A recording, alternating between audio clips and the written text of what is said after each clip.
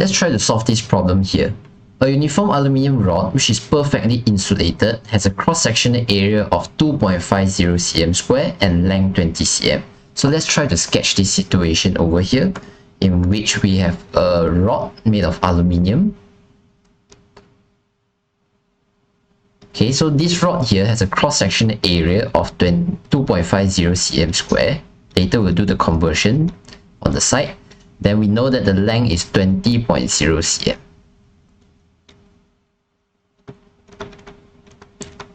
Okay, heat is conducted by the aluminium rod. When the steady state is attained, means that when the temperature along the rod has already stabilized, the temperature at the ends of the rod are 120 degrees Celsius and 30 degrees Celsius. So a rod has two ends, right? Usually you place the hot end to be on the left. So that means by we will set the hot end here to be 120 degrees Celsius, whereas the cold end here will be 30 degrees Celsius. Okay, so they ask you to calculate the temperature gradient, the rate of heat flow, and the temperature 15 cm from the hot end. Okay, so before we start, let's try to convert everything that we have here. So the cross-sectional area, as you mentioned just now, is 2.50 cm square. So how do we convert it to meters square? Well, again, you have to be very clear what you want to eliminate, what you want to introduce. You want to eliminate the unit of cm square, so you place cm square on the opposite side of the fraction. So this one is above, this one is numerator, so this one will be denominator, so that they can cancel out. And you're going to replace it with meter square, so you place meter square on the other side of the fraction over here. Okay, so you are aware that 1 meter is equivalent to 100 cm, so you can place it like this. But because there's a square over here, you have to take this value and square it in order to get the correct proportion. Okay, so if you go through this process, I believe you get that cm square will cancel out, and you get 2.50 times 10 to the power of -4 meters square. So this is how you obtain the cross-sectional area of this rod over here. Okay, for the length of the rod, it's 20.0 cm. Okay, this one I'll do it very slow, but if you want to do your conversion, remember what you want to eliminate here, put it on the opposite side. You want to eliminate cm, so you place cm on the opposite side. This is numerator, so this is denominator. Then introduce meter on the other side, then you know that 1 meter is 100 cm. From there, you're able to know that this is 0.200 meter. So I hope you are clear with everything, how to do the unit conversion over here. Okay, so now they are asked to find the temperature gradient along the rod. Means by along this rod, along the length of this rod, how does the temperature varies along the rod? So it can be represented by this differentiation, which is the temperature. How does the temperature change with the length of the rod? How does temperature change with the length of the rod? But as we are aware, because this is a well-insulated rod, and steady state has already attained already, you'll see that it's heat insulated, and at the same time, it's already steady state already. What you can know is that your dTdl here will be constant, and your dq dt should also be constant along the rod. Okay, along the rod, your dq dt is the same. Along the rod, your dTdl is also the same.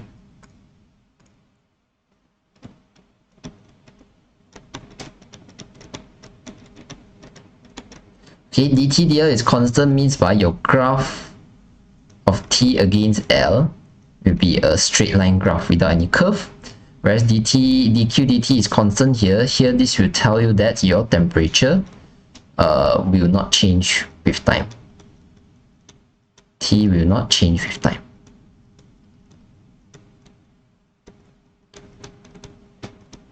Okay, so I hope everything is clear. So dTdl over here, because we know that it's insulated and steady state, so we know that dTdl here is constant. So if it's constant, what we can do is we can change it into equation, which is change of temperature, not change of temperature, difference in temperature divided by the length of the rod.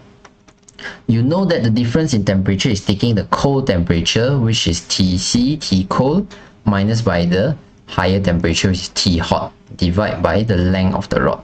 So from here, you can see T cold, the difference in temperature, the colder end is 30 degrees Celsius, the hotter end is 120 degrees Celsius. So you can take 30 minus 120, then divide by the length of the rod. The length of the rod is 0.200 meter. So through this calculation here, you can obtain how does the temperature differs with, it varies along the rod. Well, you can see that for every meter, the temperature will drop by negative 450 degrees Celsius. Every meter to the right, your temperature along the rod will drop by 450 degrees Celsius. That's the idea of temperature gradient.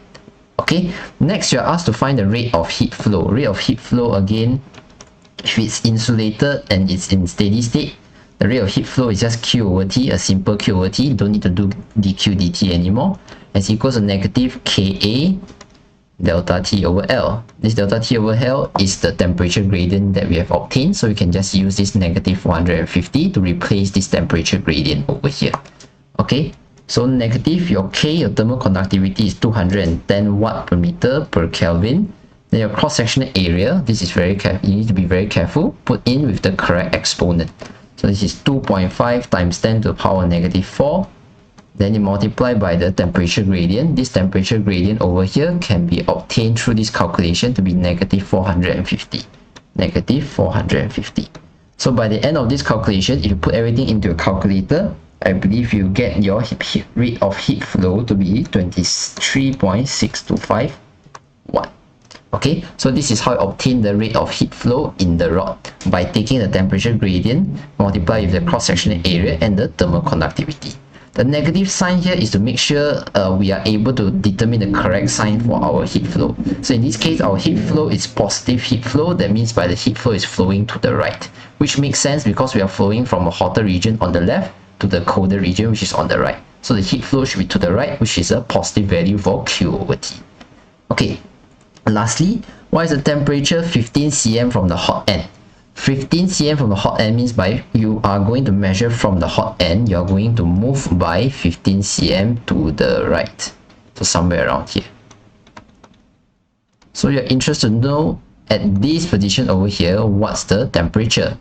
Okay, you know that the temperature gradient is constant along the way. So it means by if you choose to take these two ends here to do your dt delta T over L, it will still be the same as the delta T over L that you obtain from here, and it's still the same as the negative 450 degrees Celsius per meter that we have calculated earlier, because we say that the dt dl is constant along the rod.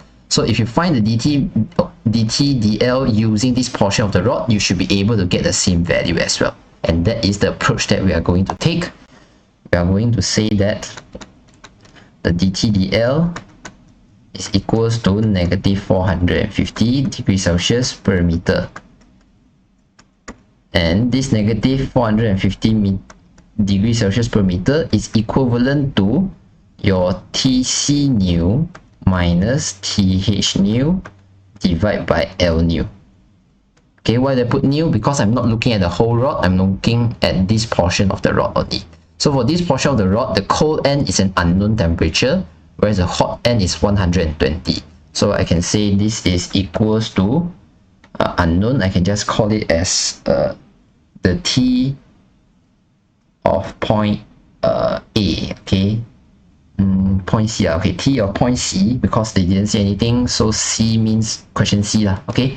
T of point C minus the hot end is 120, divide by the length between these two difference in temperature. The length between these two difference in temperature is 15 cm, convert to meter, 0.150. So if you do a calculation, I believe you'll get your T at position C to be equals to 52.5 degrees Celsius. So to roughly check whether it's correct or not, you can see 52.5 degrees Celsius must be somewhere in between 30 and 120.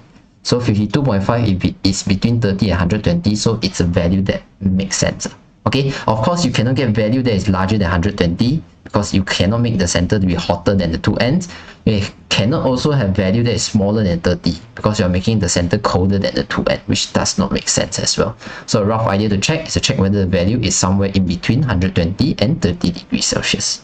Okay, so it's a very direct question. We are basically using temperature gradient to obtain the temperature at different points along the rod, and we know that the temperature gradient allows us to determine the rate of heat flow of the rod. So that's it for this question.